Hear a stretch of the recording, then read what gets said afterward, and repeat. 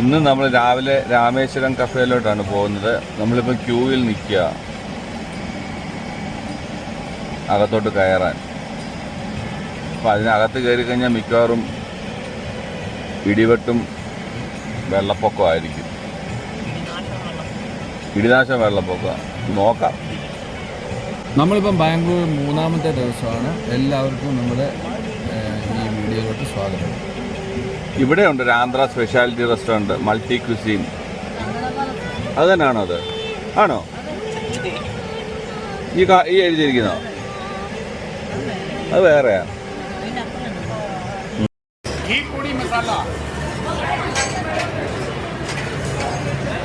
നമുക്ക് 2 മസാല ദോശ കിട്ടി. ഇപ്പോൾ ഒരെണ്ണത്തിന് വേണ്ടി വെയിറ്റ് ചെയ്യുകയാണ്. ഇത് റിസീവ് ചെയ്യുന്ന കൗണ്ടറിൽ ഭയങ്കര തിരക്കാണ്, കഴിഞ്ഞ ദിവസം വന്നതുപോലെ തന്നെ. എന്നാലും നമ്മൾ കുറച്ച് ഒരു ക്ഷമയോടുകൂടി തന്നെ നമുക്ക് സാധനം മേടിച്ച് ഇതാ ഇങ്ങനെ പോകാം. ക്രൗഡ് തന്നെ ക്രൗഡ് അല്ലേ?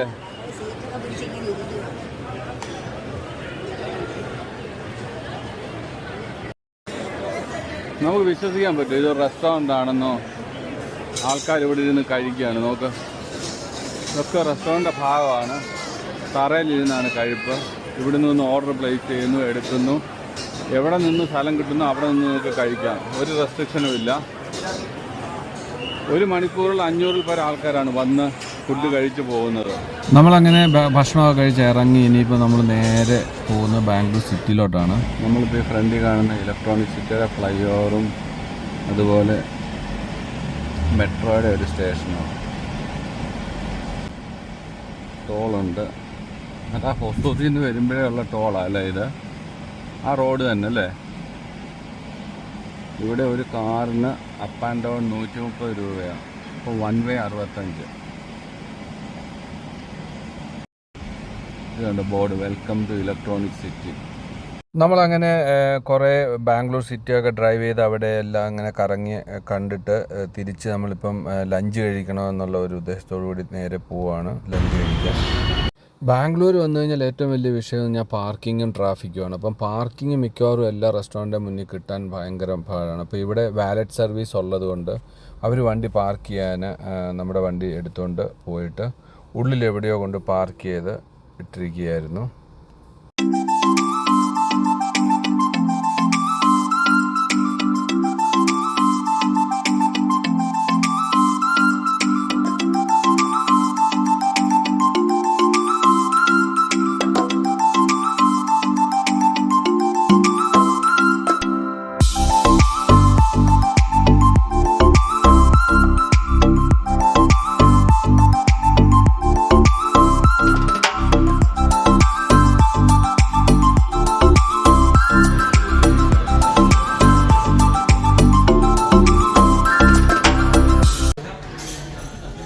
നന്ദന പാലസ് ഒരു ആന്ധ്രാപ്രദേശ് ക്യുസീനാണ്.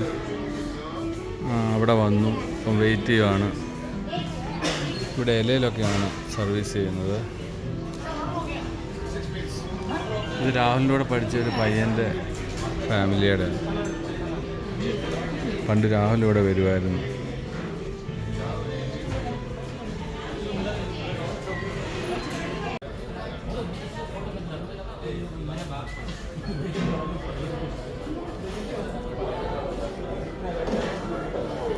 അങ്ങനെ നന്ദന പാലസ് റെസ്റ്റോറൻറ്റിൽ നിന്ന് നമ്മൾ ലഞ്ചൊക്കെ കഴിച്ചിട്ട് അവിടെ നിന്ന് ഇറങ്ങി. ഭക്ഷണത്തെ പറ്റി പറയുകയാണെന്നുണ്ടെങ്കിൽ അടിപൊളി ഭക്ഷണമായിരുന്നു. കുറച്ച് എക്സ്പെൻസീവ് റെസ്റ്റോറൻ്റാണ്. 5 പേർക്ക് കഴിക്കുന്ന ഒരു 2500 ആ റേഞ്ച് വരും. എന്നാലും ഭക്ഷണം അടിപൊളിയായിരുന്നു. സൂപ്പർ റെക്കമെൻഡബിൾ പ്ലേസ് ആണ് നന്ദന പാലസ്. ഇനിയിപ്പോൾ നമ്മൾ നേരെ ഡിമാർട്ടിലോട്ടാണ് പോകുന്നത്.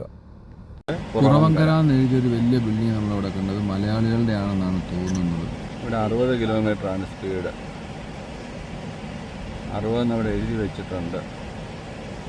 ഈ ഡിമാർട്ട് എന്ന് പറഞ്ഞാൽ ഹൈപ്പർ മാർക്കറ്റ് ഇതിൻ്റെ അടുത്താണ്. നമ്മളിപ്പോൾ ആ ഡിമാർട്ടിലെത്തും. ഇവിടെ ഒരു ക്യാമറ ഉണ്ട്. അങ്ങനെ ഡിമാർട്ടിലൊരു 2-3 മണിക്കൂർ കറങ്ങി. ഇപ്പം നമ്മൾ തിരിച്ചു പോവുകയാണ് വീട്ടിലോട്ട്. ആസ് യൂഷ്വൽ ബാംഗ്ലൂർ വന്നു കഴിഞ്ഞാൽ ഡിമാർട്ടിൽ വരാറുണ്ട്. നമ്മൾ ഡിമാർട്ടിലാണ് ഇപ്പം നിൽക്കുന്നത്.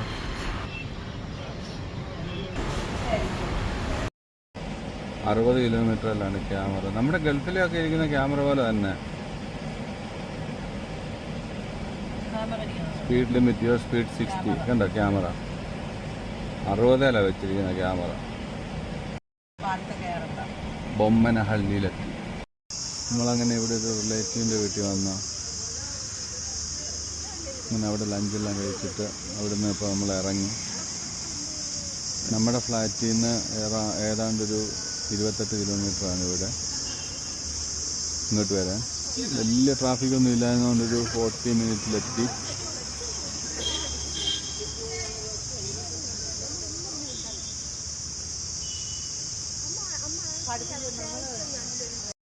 അങ്ങനെ നമ്മൾ ഇവിടെ വന്നു. ലഞ്ചെല്ലാം കഴിച്ചിട്ട് ഇവിടെ നിന്ന് ഇറങ്ങുകയാണ്. അവർ സിനിമ കാണാൻ വേണ്ടി എന്താ പോവാം.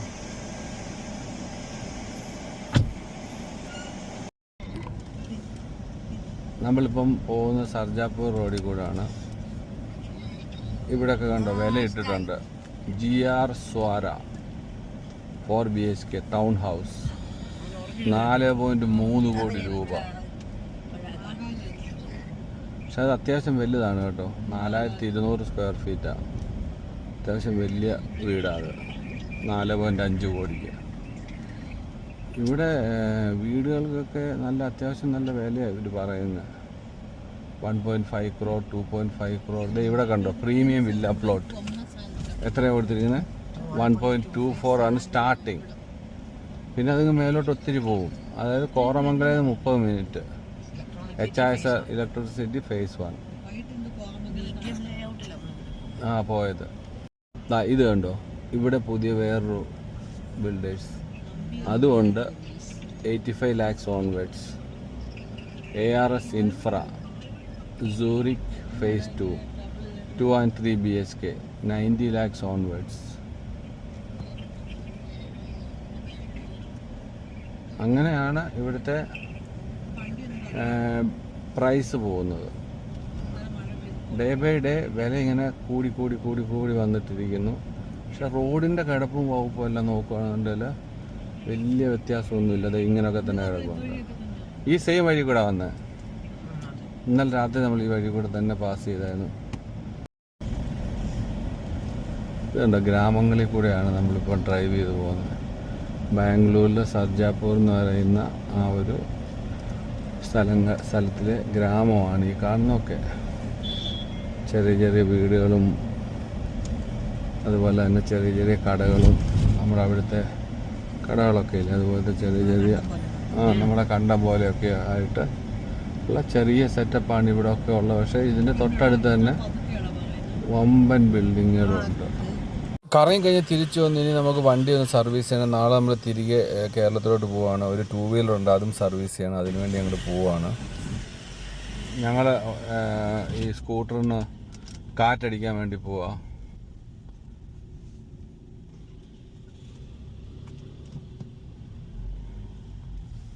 ഞാൻ കഴിഞ്ഞ പ്രാവശ്യം വന്നപ്പോഴത്തേക്ക് ഇതിൻ്റെ ബാറ്ററിയൊക്കെ പുതിയത് വാങ്ങി ഇട്ടതായിരുന്നു. ഇപ്പോൾ ഓക്കെയാണ്. പക്ഷേ ഇങ്ങനെ ഓടിക്കാതിരിക്കുന്നതുകൊണ്ട് ഒരു പമ്മലുണ്ട്. പക്ഷെ ഇപ്പം സ്റ്റാർട്ട് ചെയ്തപ്പം കുഴപ്പമില്ല. പക്ഷെ കാറ്റ് കുറവാണെന്ന് പറഞ്ഞു. ടയറെല്ലാം പുതിയത് മാറ്റിയിട്ടിരുന്നു. അപ്പോൾ എന്തായാലും കാറ്റടിക്കുന്നിടത്തുനിന്ന് പോയിട്ട് നോക്കാം. എന്നിട്ട് ഈ വണ്ടി ഒന്ന് സർവീസ് ചെയ്യാൻ നാളെ നമ്മൾ തിരിച്ച് കേരളത്തിലോട്ട് പോവാണ്. അപ്പം വണ്ടി ഒന്ന് സർവീസ് ചെയ്തിട്ട് പോകാമെന്ന് വിചാരിച്ചു.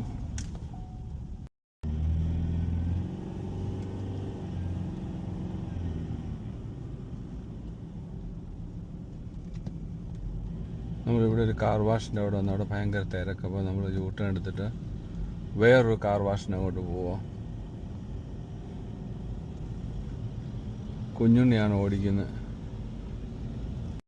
അപ്പോൾ ഞങ്ങളങ്ങനെ വണ്ടി ഇവിടെ വന്നിട്ട് കാർ വാഷിന് കൊടുത്തിട്ട് ലെഫ്റ്റ് പതുക്കെ ഒന്ന് വെളിയിലോട്ട് പോവാണ് ബൈക്കിൽ.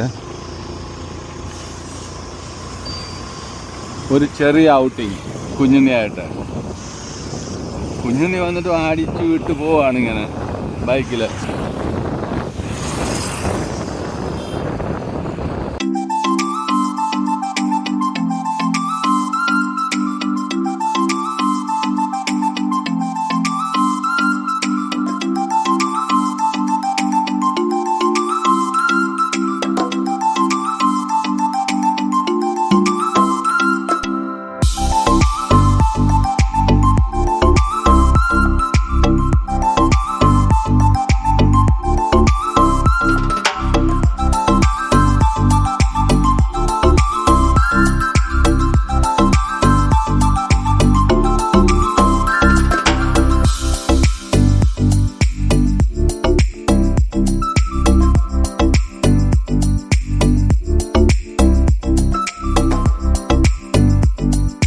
അങ്ങനെ ഞാനും കുഞ്ഞിനെയും കൂടെ ഇവിടെ അടുത്തൊരു വെജിറ്റേറിയൻ റെസ്റ്റോറൻറ്റ് നല്ല നെസ്കഫെ നമ്മുടെ ഇതുണ്ടല്ലോ കോഫി, ഫിൽറ്റർ കോഫി, അത് കുടിച്ചിട്ട് വടയൊക്കെ കഴിച്ചിട്ട് നമ്മൾ കുറച്ച് നേരം ഇവിടെ റിലാക്സ് ചെയ്ത് ഇങ്ങനെ ഇരുന്നു.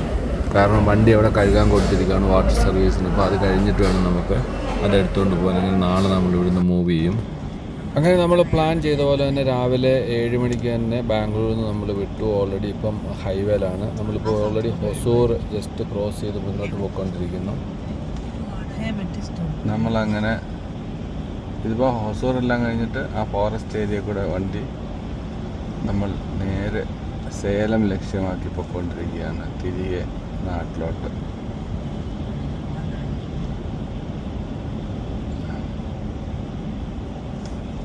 അത്യാവശ്യം ക്ലൈമറ്റ് കുഴപ്പമില്ല, 30 ഡിഗ്രി.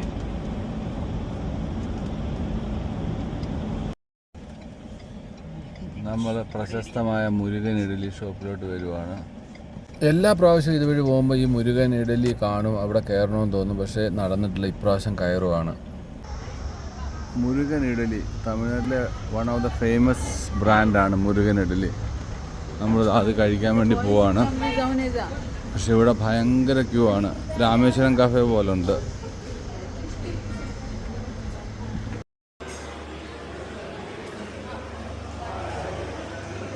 നമ്മളങ്ങനെ മുരുകൻ ഇഡലിയിലോട്ട് വന്നു.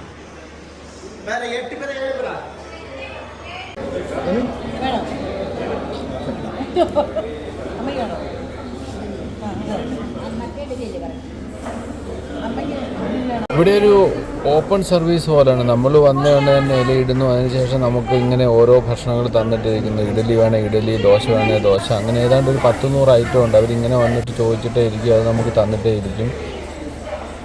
അത്യാവശ്യം പാർക്കിങ് കാര്യങ്ങളൊക്കെ ഉണ്ട് ഈ മുരുകൻ ഇഡ്ഡലി, ഫേമസ് മുരുകൻ ഇഡ്ഡലിയിൽ. അതുപോലെ ബാത്റൂമും ഒക്കെ പോകണമെന്നുണ്ടെങ്കിൽ ഇവിടെ പോവാം. അതായത് ട്രാവലേഴ്സിന് പറ്റിയൊരു ഇടത്താവളമാണ്. ഇവിടെ കയറി ഒന്ന് ഫ്രഷായിട്ട് പോകാൻ അടിപൊളി ഒരു പ്ലേസ്. വില പറയുകയാണെങ്കിൽ നമ്മളൊരു 5 പേര് കയറി കഴിഞ്ഞാൽ ഒരു 1500 രൂപ വരും ഓരോ ഡിഷൊക്കെ എടുക്കുമ്പോൾ. ഞാനിപ്പോൾ സഞ്ചരിക്കുന്നത് മുല്ലപ്പൂക്കൾ ധാരാളം വളർത്തുന്ന ഒരു ടൗണിൻ്റെ മധ്യയാണ്. കണ്ടോ, ഇതെല്ലാം മുല്ലപ്പൂവാണ്. കണ്ടോ, ഇവിടെ നമുക്ക് ഇതുവഴി പാസ് ചെയ്യുമ്പോൾ നമുക്ക് മുല്ലപ്പൂ കിട്ടും. വഴിയിൽ ആൾക്കാരിങ്ങനെ വിൽക്കാൻ വേണ്ടി നിൽക്കുന്നുണ്ട്. ഒരു മുഴം മുല്ലപ്പൂവിന് 25 രൂപ, അതായത് 4 മുഴത്തിന് 100 രൂപ.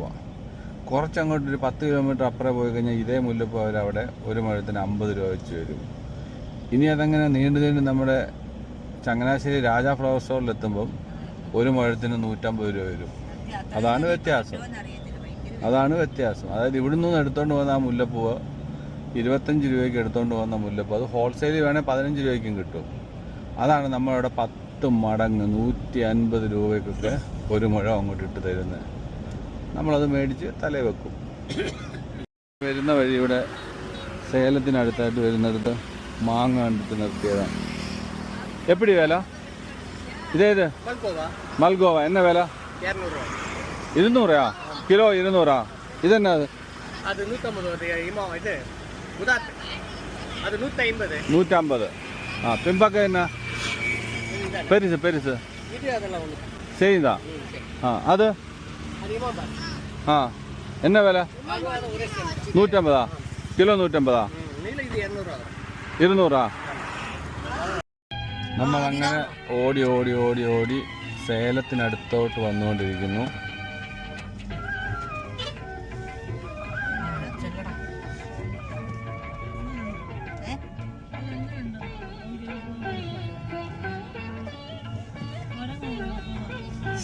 നമ്മൾ ഈ ഹൈവേയിൽ കൂടി പോകുമ്പോൾ വഴിയരികിൽ കാണുന്ന ഈ മാംഗോ ഒക്കെ വിൽക്കുന്നവർക്ക് നമ്മൾ മാങ്ങയുടെ വില ചോദിക്കുമ്പോൾ അത്യാവശ്യം നല്ല വിലയാണ് അവർ ചോദിക്കുക, ടൂറിസ്റ്റ് ആയതുകൊണ്ട്.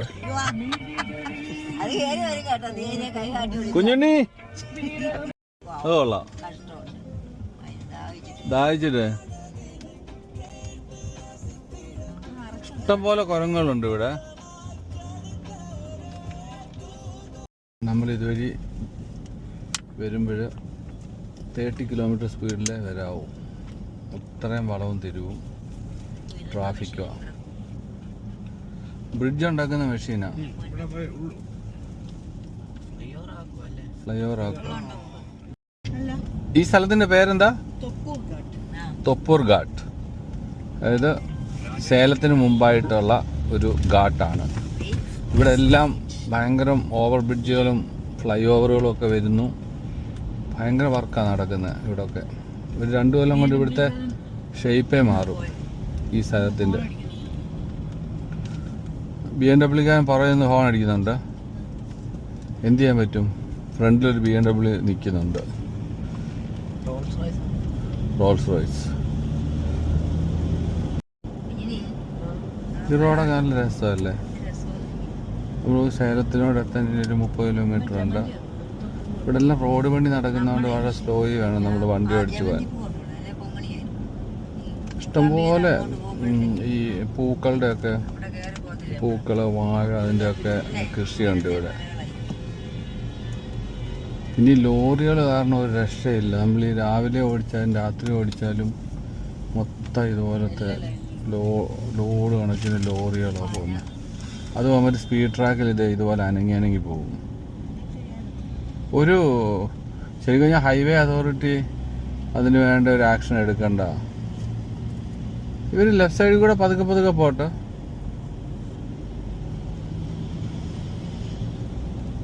അതുകൊണ്ട് ആണ് ബ്ലോക്ക് വരുന്നത്. നമ്മൾ സേലത്തെത്തിയപ്പോഴത്തേക്കും ഇവിടുത്തെ ചൂട് 44 ഡിഗ്രിയാണ് കാണിക്കുന്നത്. ഇതാ കണ്ടോ, 44 ഡിഗ്രി. സൗദി അറേബ്യ പോലും ഇല്ലാത്ത ചൂട് നമ്മുടെ നാട്ടിൽ സേലത്ത് കാണിക്കുന്നു. ഇതേണ്ട 44 ഡിഗ്രി. ഞാനിപ്പം വന്നിട്ട് സേലത്തുനിന്ന് ദിണ്ടിഗലിലോട്ട് പോകുന്ന റോഡിലോട്ട് കയറി. നമ്മൾ ഈ റോഡ് വഴിയല്ല വരുന്നത്, ദിണ്ടിഗൽ വഴിയാണ് തിരിച്ചു പോകുന്നത്. കുമളി, കമ്പം ആ റൂട്ട്, മുണ്ടക്കയം, പൊൻകുന്നം, കാഞ്ഞിരപ്പള്ളി അങ്ങനെ കയറി കറുകച്ചാൽ വഴി നേരെ ചമ്പക്കുളം. ഒരു X4 പുതിയ വണ്ടിയാണല്ലോ അത്, X4. നമ്മൾ ഈ കാണുന്നതൊക്കെ സേലത്തിൻ്റെ ഭാഗങ്ങളാണ്, സേലം സിറ്റിയുടെ. ഈ ഫ്ലൈ ഓവർ കയറുന്നു, ബൈപ്പാസാണ് ദിണ്ടുകലിലോട്ട് പോകുന്നത്. അപ്പോൾ സേലം സിറ്റിയിലോട്ട് നമ്മൾ കയറുന്നില്ല, നേരെ ദിണ്ടുകൽ റൂട്ടിലോട്ട് പിടിക്കുകയാണ്.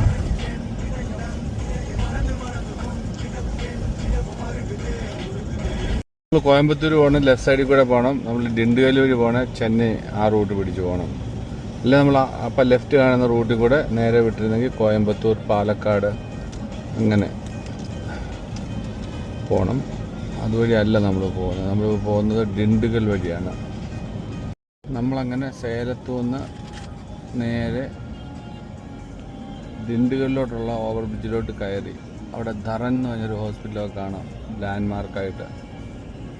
നിങ്ങൾ വരുവാണെന്നുണ്ടെങ്കിൽ ഇതുവഴി ഇങ്ങനെ ക്രോസ് ചെയ്ത് കയറി വന്നാൽ മതി.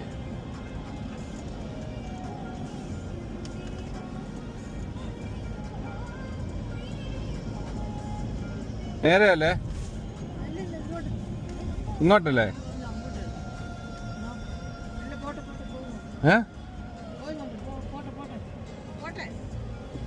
അല്ലെന്ന് തോന്നുന്നു. അല്ല, എനിക്ക് അങ്ങോട്ട് പോവാം, റിവേഴ്സ് എടുത്ത് പോവാം ഞാൻ.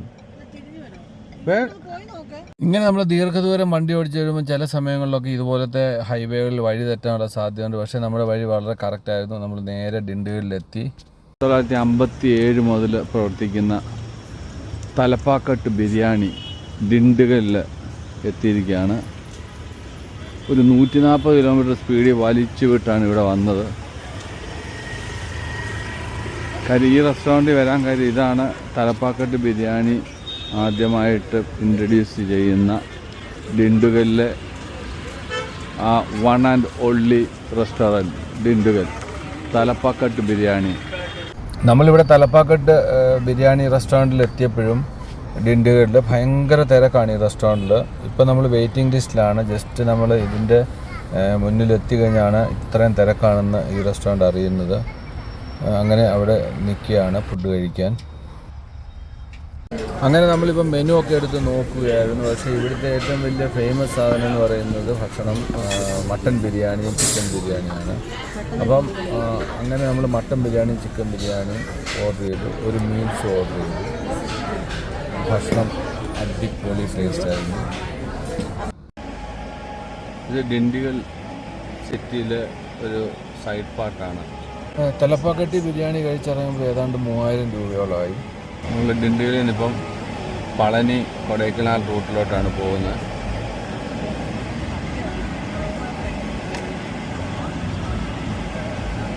ഇതുവഴി നേരെ തേനി ചെല്ലുന്നു, കുമളി, കോട്ടയം.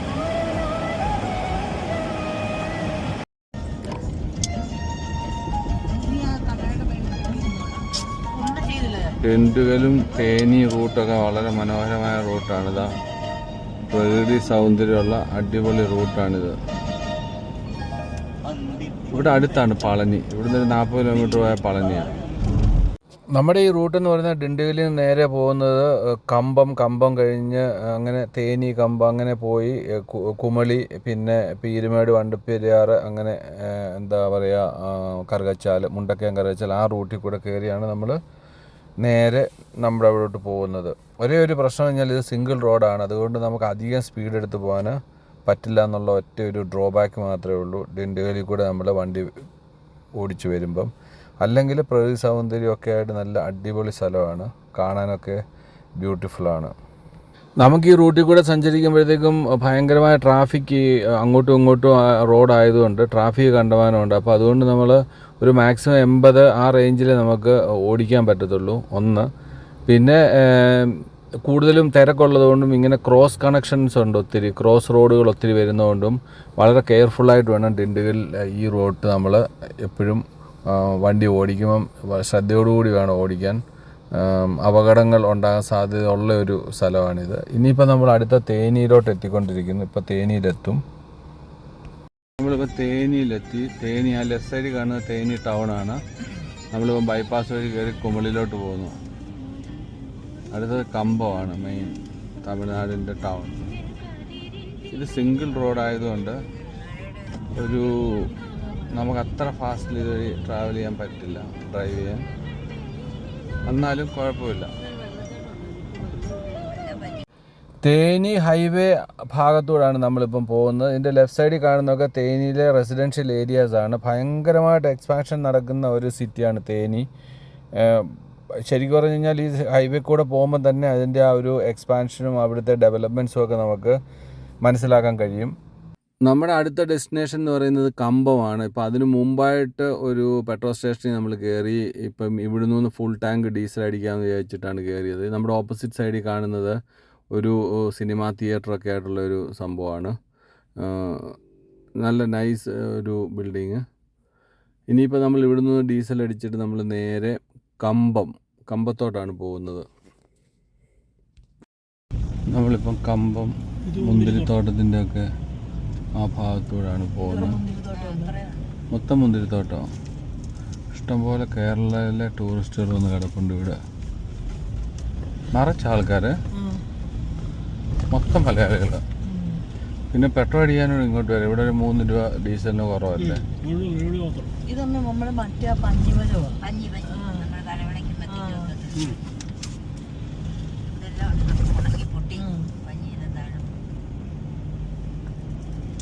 ഇവിടെ എഴുതിയിട്ടുണ്ട് 1 kg 60 rupees, 60 rupees. ഗ്രേപ്സ്,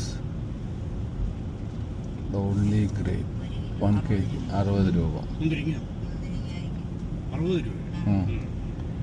ഇവിടെ എഴുതി വെച്ചിട്ടുണ്ടല്ലോ അതെ.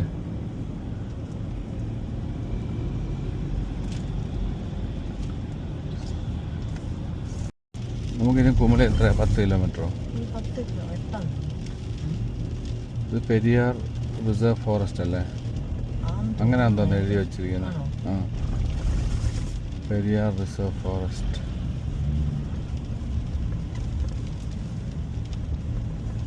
ഇങ്ങനെ വളവും തിരിവും ഒക്കെ ആയിട്ട് കയറ്റം കയറി പോവല്ലേ. കുമളിയിലോട്ട് എത്താൻ ഒരു കയറ്റത്തിലോട്ട് കയറണം. കമ്പം. അപ്പോൾ നമ്മുടെ കാടിനകത്തോടെ തന്നെ പോകുന്നത്.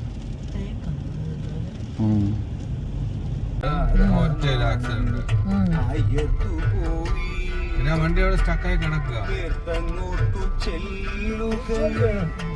ആ ജീപ്പ് ഒരു ബൈക്കുമായിട്ട് ഇടിച്ചിട്ട്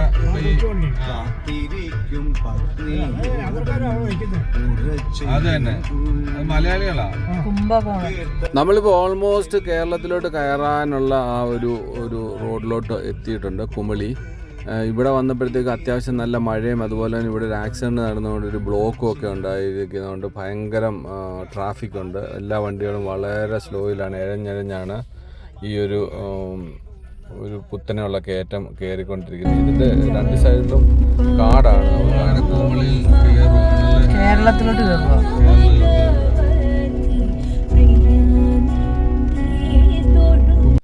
നമ്മൾ ഓൾമോസ്റ്റ് കുമളിയിലെത്തി. അത്യാവശ്യം നല്ല തിരക്കുണ്ട്. ഇനിയിപ്പോൾ നമ്മൾ നേരെ പോകുന്നത് വണ്ടിപ്പെരിയാറൊക്കെ വഴി നേരെ മുണ്ടക്കയം ചെന്ന് മുണ്ടക്കയത്തു നിന്ന് നേരെ കറുകച്ചാലിൽ നിന്ന് ചങ്ങനാശ്ശേരി, അങ്ങനെ നേരെ കയറി നമ്മൾ നേരെ നമ്മുടെ ആലപ്പുഴ സൈഡിലോട്ട് പോകുന്നു. ഏറെക്കുറെ ഒരു 9 മണിയാകുമ്പോഴത്തേക്ക് നമ്മുടെ വീട്ടിലെത്തുമെന്നുള്ള പ്രതീക്ഷ. ഇടയ്ക്ക് ഒരു ഡിന്നറൊക്കെ കഴിച്ചിട്ട് വേണം പോകാൻ.